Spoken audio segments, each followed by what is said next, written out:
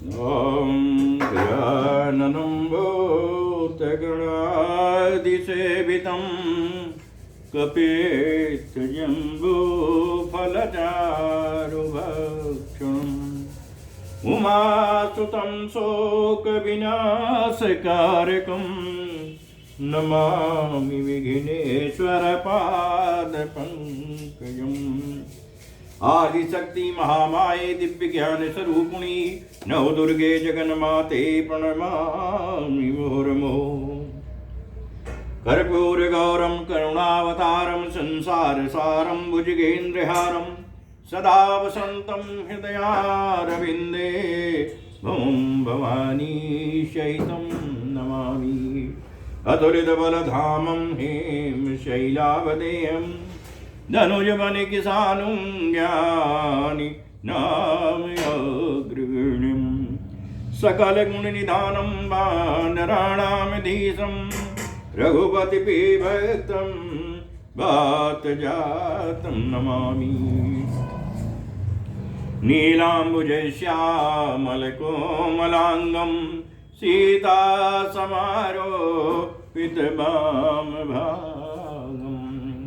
पाणौ महासायक चारुजापं नमामि रामं रघुवंशनाथं। गुरुर्ब्रह्मा गुरुर्विष्णु गुरुर्देवो महेश्वरा गुरुर्साक्षात् परब्रह्म तस्मै श्री गुरवे नमः। श्रोता बंधु दोस्तों, श्री शिव महापुराण की कथा बाबा की प्रेरणा से चल रही है। आप श्रवण कर रहे हैं। आशा है आपको भी आनंद आ रहा होगा। दोस्तों, इस कथा की एक खासियत है कि जो इस पुराण कथा में लिखा हुआ है उसी का हम बखान कर रहे हैं। अपनी तरफ से कुछ नहीं, ना कुछ घटाया गया ना बढ़ाया गया, ना कोई मिर्च ना मसाला, न साज है न बाज है, न दिखावट है न बनावट है, न टोना है न टुटका है। शुद्ध हिंदी में जो दी हुई कथा है वही हम सुना रहे हैं। प्रेम से सुनिए। बाबा आप सभी का कल्याण करेंगे। सबसे पहले हम बाबा की स्तुति करने चल रहे हैं, इसके बाद फिर शुद्ध हिंदी में कथा प्रारंभ होगी। आज का प्रसंग स्तुति का है। चंद्रशेखराष्टक स्तोत्रम। बाबा भोलेनाथ का एक नाम चंद्रशेखर भी है। तो सबसे पहले हम इनकी स्तुति करेंगे, फिर कथा पे पहुंचेंगे। तो थोड़ा सा ध्यान करने के साथ साथ शुरुआत करते हैं। नमः शिवाय ओम नमः शिवाय नमः शिवाय ओम नमः शिवाय नमः शिवाय बाबा नमः शिवाय नमः शिवाय भोले नमः शिवाय नमः शिवाय ओम नमः शिवाय नमः शिवाय ओम नमः शिवाय बम बम भोले नमः शिवाय नमः शिवाय ओम नमः शिवाय हरे हर शंभो नमः शिवाय नमः शिवाय ओम नमः शिवाय बम बम भोले नमः शिवाय नमः शिवाय ओम नमः शिवाय हरे हर शंभो नमः शिवाय नमः शिवाय ओम नमः शिवाय जय जय शंभो नमः शिवाय। अब देखिए चंद्रशेखर अष्टक स्तोत्र में चलते हैं। चंद्रशेखर चंद्रशेखर और चंद्रशेखर पाहि माम, चंद्रशेखर चंद्रशेखर चंद्रशेखर रक्ष माम। और रत्न सानुसरासनम रजाताद्रिसिंह निकेतनम, असिज्जिनीकृत पन्नगेश्वरमच्युतानन सायकम्, क्षिप्रदग्धपुरतरयम् तिदिबालैरभिनन्दितम्, चन्द्रशेखरमाश्रये मम किं करिष्यति वै यमः। पंचपादपुष्पगन्ध अपदाम्बुजशोभितं, भाललोचन जात पावक दग्ध मन्मथ विग्रहम्, भस्मदग्ध कलेवरं भवनासनं भौमव्ययम्, और चंद्रशेखर चंद्रशेखर चंद्रशेखर रक्ष माम। अमत्यवारण मुख्य चर्म कृतोत्तरीय मनोहरम, अपंकजासन पद्मलोचन पूजिताग्रेसरोरुहम्, देव सिंधु तरंग सीकर असिक्त शुभ्र जटाधरम, और चंद्रशेखर चंद्रशेखर चंद्रशेखर रक्ष माम।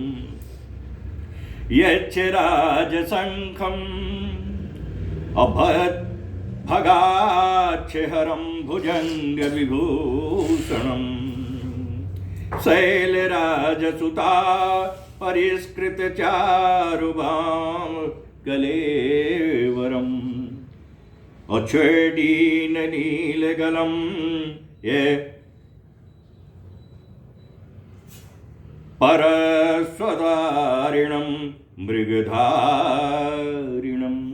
चंद्रशेखर चंद्रशेखर चंद्रशेखर रक्ष माम।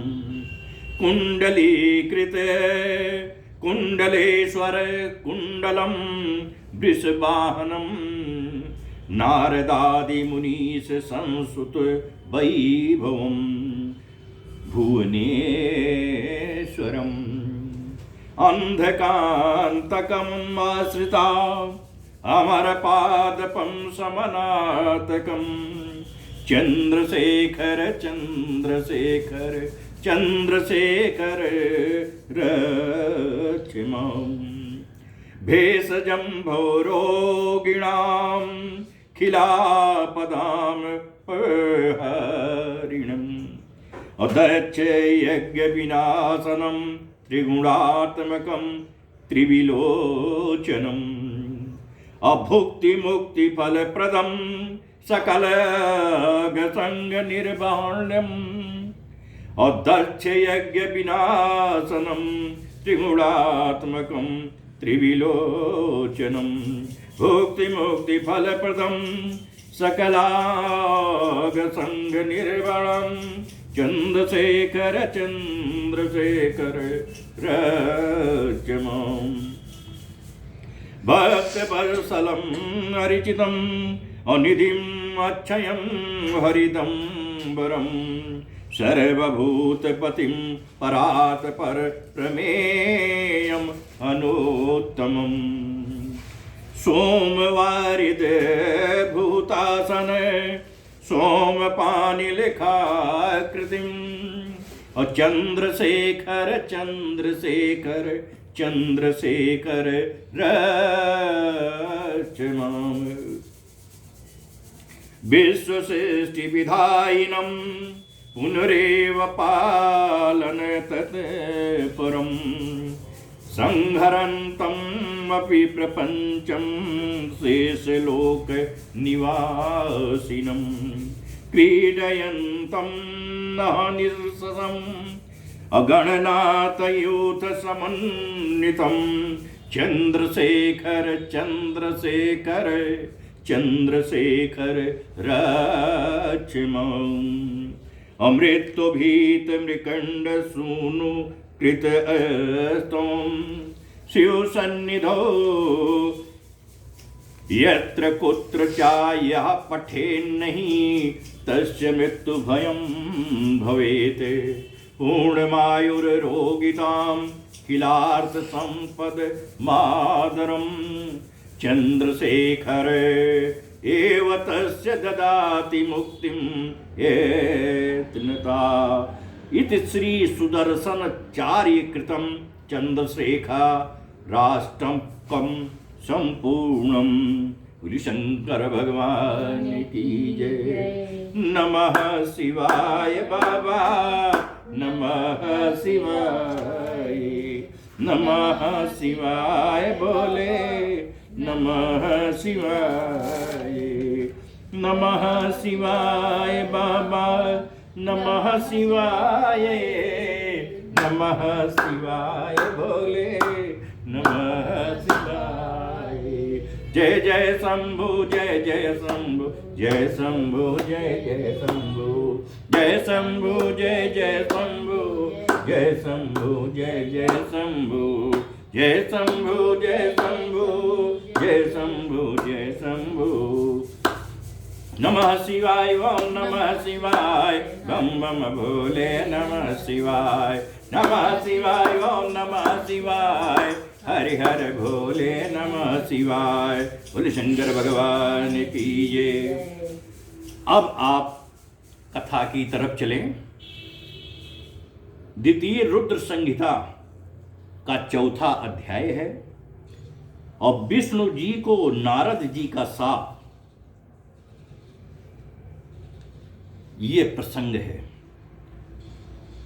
ऋषियों ने पूछा, हे महाविद्वान सूत जी, जब शिव के गण अपनी इच्छा से चले गए तब काम से विह्वल नारद मुनि ने क्या किया? सूत जी बोले,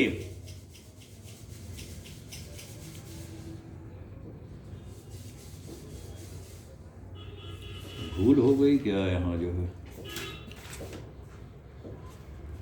कमल से उत्पन्न 15:8।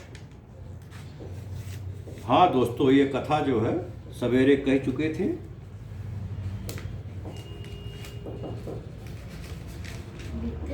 प्रणव व्याख्या ये हम कह चुके थे।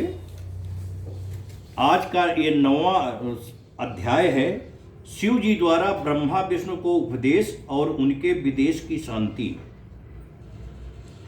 शिव जी द्वारा ब्रह्मा विष्णु को उपदेश और उनके विदेश की शांति। ब्रह्मा जी बोले, विष्णु की स्तुति से प्रसन्न हो महेश्वर प्रकट हो गए।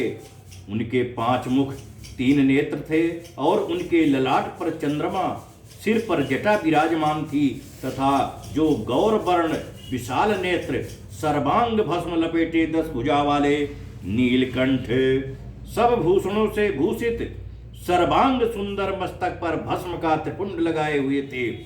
जब मैंने और विष्णु ने उन्हें देखा तो सुंदर वाणियों से फिर उनकी स्तुति करना आरंभ कर दिया। तब उन करुणाकर महेश ने अपने श्वास से विष्णु जी के लिए वेदों का ज्ञान दे दिया। उसी समय उन परमात्मा ने मुझे भी ज्ञान दिया। श्री विष्णु जी ने पूछा कि हे देव, आप किस प्रकार प्रसन्न होते हैं और किस प्रकार मैं आपका पूजन और ध्यान करूं जिससे आप बस में हो जाएं। हे महादेव जी, हम दोनों ही आपकी आज्ञा में रत हैं, कहिए हम क्या करें। हे शंकर जी, हमें सदैव आज्ञा देते रहिए। यह सुनकर महादेव जी प्रसन्न हुए और बोले कि हे श्रेष्ठ देवो, मैं तुम दोनों को भक्ति देखकर बहुत प्रसन्न हूँ। किसी बात की चिंता न करना, मेरा लिंग सदा पूज्य और ध्यान करने योग्य है। इस समय जैसा दिखाई देता है वैसा ही करना योग्य है जैसे मैं इस समय लिंग रूप में पूजित हुआ और तुम लोगों का दुख दूर हुआ। उसी प्रकार दुखी प्राणी मुझे लिंग रूप से पूज कर अपना दुख दूर कर सकते हैं। कैसा भी दुख हो मेरे लिंग पूजन से नाश होगा। मैं अनेक प्रकार के फलों और सब मनोरथों को देने वाला हूं। तुम दोनों ही मेरे दाएं बाएं अंग से उत्पन्न हुए हो। ब्रह्मा दाएं से और तुम बाएं से उत्पन्न हुए हो। मैं तुम दोनों पर प्रसन्न हूं। अब तुम मेरी पार्थिव मूर्ति बनाकर मेरी सेवा करो, इससे तुम्हें सुख प्राप्त होगा। अब मेरी आज्ञा है कि तुम और ब्रह्मा चराचर का पालन करो। ऐसा कहे उन प्रभु ने हमें अपनी पूजा का वो शुभ विधान बतला दिया, जिसके द्वारा पूजित होने पर शिव जी अनेक प्रकार के फलों को देते हैं। तब विष्णु जी हाथ जोड़कर शिव जी से बोले कि यदि आप हम पर प्रसन्न हैं और वर देना चाहते हैं तो हमें अपनी अटल भक्ति दीजिए। इसी रूप में हम दोनों की सहायता करें। हे देव, अच्छा हुआ कि आपने प्रकट होकर हम दोनों को शांत किया। ऐसा कहे विष्णु जी हाथ जोड़े और सिर झुकाए खड़े थे। तब शिव जी बोले, मैं अगुण भी हूं और सगुण भी। इसी से सृष्टि की रक्षा और संहार भी मैं ही करता हूं, क्योंकि मैं परब्रह्म निर्विकारी और सच्चिदानंद लक्षणों वाला हूं। ब्रह्मा विष्णु और महेश ये तीनों भेद मेरे ही हैं। तुमने जो मेरी बहुत स्तुति की और युद्ध के समय जो रक्षा के हेतु ब्रह्मा जी ने मेरी स्तुति की, मैं उसे सत्य करूंगा, क्योंकि मैं भक्त वत्सल हूं। तुम्हारे अंग से जो मेरा रूप प्रकट होगा वो रुद्र कहलाएगा, और मेरा अंग होने से सामर्थ्य में वो न्यून भी ना होगा। जो मैं हूं वही वो है, और हम दोनों की पूजा में कोई भेद नहीं होगा। मेरा वही शिव रूप जैसा है वैसा ही रुद्र रूप भी होगा। उसमें पूर्वापर का कोई भेद नहीं करना चाहिए। वास्तव में दोनों रूप एक ही है। शिव और रुद्र में कभी भी भेद नहीं समझना चाहिए। हाँ, कहीं कार्य में भेद हो सकता है पर कारण में नहीं। यही तो क्या, मैं आप ब्रह्मा और रुद्र सब एक ही हैं। इसमें जो भेद मानेगा उसको बंधन होगा। हे ब्रह्मन, अब मैं एक और गुप्त बात कहता हूं, सुनो। तुम दोनों प्रकृति से उत्पन्न हुए हो, किंतु यह रुद्र प्रकृति से नहीं उत्पन्न हुए हैं। मैं रुद्र रूप से अपनी इच्छा से ही ब्रह्मा की भवों से उत्पन्न हुआ हूं, परंतु मैं सनातन शिव स्वरूप मूलभूत सत्य ज्ञान और अनंत ही हूं। इन तत्वों को जानकर सर्वदा मन से मेरा ध्यान करना योग्य है, और रुद्र में प्रकृति का तामस गुण जानना चाहिए, क्योंकि वो वैकारिक हैं, परंतु वास्तव में वो तामस नहीं है। अतएव हे ब्रह्मन, अब तुमको यह करना चाहिए कि तुम सृष्टि के कर्ता बनो।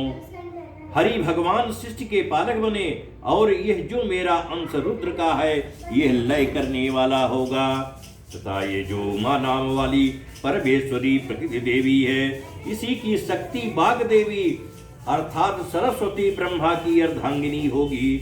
और एक जो दूसरी शक्ति प्रकृति से उत्पन्न होगी वो लक्ष्मी रूप से सर्वदा विष्णु के आश्रय में रहेगी, और वही कभी काली नाम से मेरे अंश को प्राप्त होगी। और कार्य सिद्ध के लिए यह ज्योति से प्रकट होगी, तथा यह दोनों देवियां परम मंगलमय शक्तियां कहलाएंगी, जिनका कार्य होगी क्रमशः सृष्टि, स्थिति और संहार। हे विष्णु, तुम मेरी इस मंगलमय प्रकृति के अंश रूप लक्ष्मी को ग्रहण कर सारे कार्य करो, और हे ब्रह्मा, तुम वाणी देवी को ग्रहण कर मेरी आज्ञा से सृष्टि का कार्य करो। और यह जो मेरी प्रिया काली है, इसका आश्रय कर मैं रुद्र रूप में प्रलय के कार्य करूंगा, जिसमें चारों वर्ण वाले लोक की रचना होगी। इसके अतिरिक्त तुम और भी नाना प्रकार के कार्यों को करके सुख को प्राप्त करो, जिसमें ज्ञान विज्ञान में युक्त लोगों का हित होवे। मेरे हृदय में विष्णु और विष्णु के हृदय में मैं स्थित हूँ। जो मुझ में और विष्णु में अंतर नहीं जानता, वही मेरा सच्चा भक्त है। इत श्री शिव महापुराण द्वितीय रुद्र संहिता का 9वां अध्याय समाप्त। बोल शंकर भगवान की जय। नमः शिवाय बाबा, नमः शिवाय, नमः शिवाय बोले, नमः शिवाय, नमः शिवाय, ओम नमः शिवाय, बम बम बोले, नमः शिवाय, नमः शिवाय, ओम नमः शिवाय, हरि हर शंभो नमः शिवाय, नमः शिवाय, ओम नमः शिवाय, बम बम बोले, नमः शिवाय, नमः शिवाय, ओम नमः शिवाय, हरि हर शंभो नमः शिवाय। बोले शंकर भगवान की जय। अब 10वां अध्याय सुनिए दोस्तों, जिसमें ब्रह्मा विष्णु और रुद्रों का आयु काल दिया हुआ है। परमेश्वर बोले, हे विष्णु, तुम्हारे संबंध में मेरी ये और भी आज्ञा है कि तुम सर्वदा सब लोकों में पूज्य और मान्य होगे। ब्रह्मा के बनाए लोकों में कभी दुख उत्पन्न होगा तो तुम ही उसे नष्ट करने को तत्पर होगे, और मैं तुम्हारी सब कार्यों में सहायता करूंगा। मैं तुम्हारे कठिन से कठिन शत्रुओं को मारूंगा। तुम अनेकों अवतार धारण कर जीवों का कल्याण कर अपनी कीर्ति का विस्तार करोगे। तुम में और रुद्र में कोई भेद नहीं होगा। यदि कोई रुद्र भक्त तुम्हारी निंदा करेगा तो उसके समस्त पुण्य शीघ्र ही नष्ट हो जाएंगे। तुम में निग्रह अर्थात बंधन और अनुग्रह अर्थात कृपा करने की सामर्थ्य होगी। हे नारद, ऐसा कहकर मुझे ब्रह्मा का हाथ विष्णु के माथे पर धरकर शिव जी ने कहा कि तुम सर्वदा इनके दुख में सहायता करना। तुम सबके अध्यक्ष और भुक्ति मुक्ति देने वाले हो। तुम सब कार्यों के साधक और सबके प्राण रूप होगे। हे हरि, तुम पर जब कभी संकट आवे तो मेरे इसी रुद्र शरीर का भजन करना। जो मेरा आश्रय लेता है उसके दुख अवश्य ही दूर हो जाते हैं। जो मुझ में और तुम में अंतर जानता है वो निश्चय ही नरक में गिरता है। अब इन तीनों देवताओं के आयुर बल को सुनो। 4000 युग ब्रह्मा का एक दिन होता है, और इसी क्रम से रात भी जाननी चाहिए। 30 दिन का एक महीना और 12 महीने का एक वर्ष, इस प्रकार के वर्ष प्रमाण से ब्रह्मा की 100 वर्ष की आयु होती है। और ब्रह्मा जी का एक वर्ष विष्णु जी का एक दिन कहलाएगा, और वो भी इसी प्रकार के प्रमाण से 100 वर्ष जीवेंगे। तथा विष्णु का एक वर्ष रुद्र के एक दिन के बराबर होगा, और इसी क्रम से वो भी 100 वर्ष स्थित रहेंगे। तब सदाशिव के मुख से एक श्वास उत्पन्न होता है, जिसमें उनके 21,000 के 100 और 600 दिन रात होते हैं। उनके 6 उच्छ्वास और निश्वास का एक पल, 60 पल की एक घड़ी और 60 घड़ी का एक दिन रात होता है। शिव के उच्छ्वास निश्वास अर्थात भीतर बाहर श्वास लेने की संख्या नहीं है। इसी कारण शिव का उत्थान अक्षय है। अतः तुम मेरी आज्ञा से रूप की रक्षा करते हुए अनेक प्रकार के गुणों से सृष्टि का कार्य करो। ब्रह्मा जी कहते हैं कि जब शिव जी ने ऐसा कहा तब उनके वचनों को सुनकर विष्णु जी ने विश्वेश को प्रणाम कर कहा कि हे कृपा सिंधो, मैं आपकी सब आज्ञाओं को सर्वदा के लिए सिरोधार्य करता हूँ और वचन देता हूँ कि ऐसा ही करता रहूंगा। फिर तो शिव जी ने अपना मंगलमय हाथ विष्णु जी के सर्वांग पर फेर कर उन्हें धर्मोपदेश देकर अनेकों वर दिया, और देखते देखते शीघ्र ही अंतर्धान हो गए। उसी समय से इस लोक में लिंग पूजा की विधि चली। लिंग से प्रतिष्ठित शिव जी की भुक्ति मुक्ति प्रदायक हैं। यदि कोई इस आख्यान को लिंग के समीप पढ़ता है तो वो 6 महीने में शिव रूप हो जाता है। हे मुनियों, इसका पुण्य फल कहने में मैं असमर्थ हूँ। इत श्री शिव महापुराण द्वितीय रुद्र संहिता का 10वां अध्याय समाप्त। बोले शंकर भगवान की जय।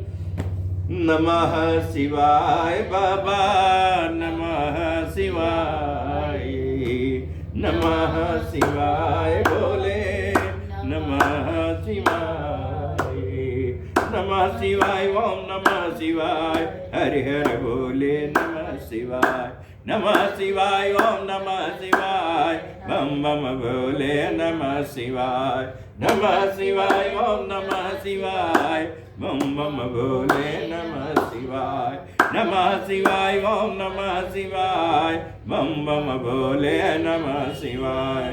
शंकर भगवान की जय।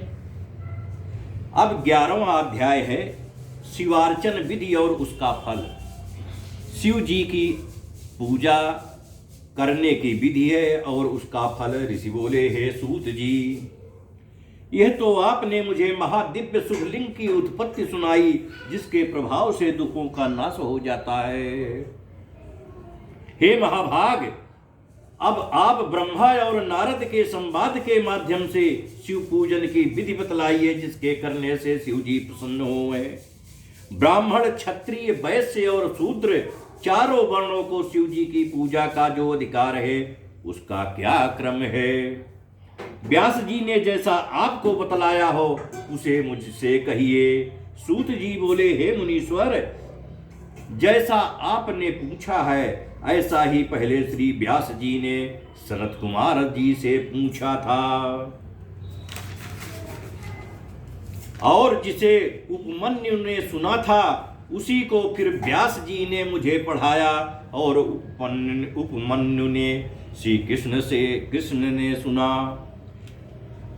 तब जिसे सबसे पहले ब्रह्मा जी ने ही कहा है, वही सब मैं ब्रह्मा नारद संवाद के रूप में आपसे कहता हूं। ब्रह्मा जी बोले, हे नारद, अब मैं तुम्हें लिंग पूजन संक्षेप में कहता हूं, ध्यान देकर सुनो। यदि विस्तार से कहूं तो सैकड़ों वर्षों में भी संपूर्ण नहीं होने वाला है। शिव जी की कृपा परम भक्ति से करनी चाहिए। इसके करने से सारे अनिष्टों का नाश हो जाता है। मनुष्य को संतान सुख की प्राप्ति होती है। चारों वर्णों को सब कामों और अर्थों की सिद्धि के लिए शिव जी की पूजा करनी चाहिए। प्रातः काल ब्रह्म मुहूर्त में उठकर गुरुदेव और शिव जी का स्मरण करता हुआ सब तीर्थों का स्मरण करे और हरि भगवान का ध्यान करे। साथ ही मेरा और देवताओं का तथा मुनियों का भी ध्यान करे।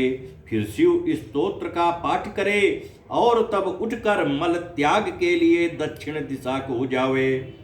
वहां एकांत में मल त्याग करे और ब्राह्मण हो तो शुद्ध के लिए 5 बार हाथ धोए, क्षत्रिय 4 बार, वैश्य 3 बार और शूद्र 2 बार हाथ धोए। क्षत्रिय गुदा और लिंग में 1 बार, बाएं हाथ में 10 बार, फिर दोनों हाथों में 7 बार मिट्टी लगावे। इसी प्रकार दोनों पैरों में 3 बार लगाकर फिर 3 बार हाथ में लगावे। स्त्रियों को शुद्ध की भांति, शूद्र की भांति मिट्टी लेकर हाथ पैर धोना चाहिए। फिर अपने वर्ण के अनुसार दातून करे। दातून के लिए ब्राह्मण 12 अंगुल की, क्षत्रिय 11 अंगुल की, वैश्य 10 अंगुल की और शूद्र 9 अंगुल की दातून करे।